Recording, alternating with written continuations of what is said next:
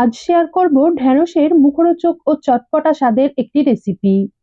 প্রথমেই ঢেঁড়স ভালোভাবে ধুয়ে জল ঝরিয়ে নিয়ে ছোট ছোট টুকরো করে কেটে নিতে হবে। এর সাথে আলুও এরকম ছোট ছোট টুকরো করে কেটে নিয়েছি। এরপর কড়াইতে সর্ষের তেল গরম করে নিয়ে শুকনো লঙ্কা ও কালো জিরে ফোড়ন দিয়ে সাঁতলে একে একে রসুন কুচি, পেঁয়াজ কুচি ও আলু দিয়ে প্রথমে 2 থেকে 3 মিনিট ভেজে নেব। তারপর পরিমাণ মতো নুন ও অল্প হলুদ গুঁড়ো মিশিয়ে আরো 2-3 মিনিট ভাজার পর আলুর টুকরোগুলো একটু নরম হতে শুরু করলেই কেটে রাখা ঢেঁড়স বা ভেন্ডি, অল্প গোলমরিচ গুঁড়ো মিশিয়ে মিনিট দুয়েক ভেজে নিয়েই দানা বাদ দিয়ে কেটে রাখা টমেটো, পরিমাণ মতো নুন আর সামান্য একটু জলের ছিটে মিশিয়ে ঢেঁড়স ও আলু পুরোপুরি সিদ্ধ হয়ে আসা পর্যন্ত ভেজে নেব।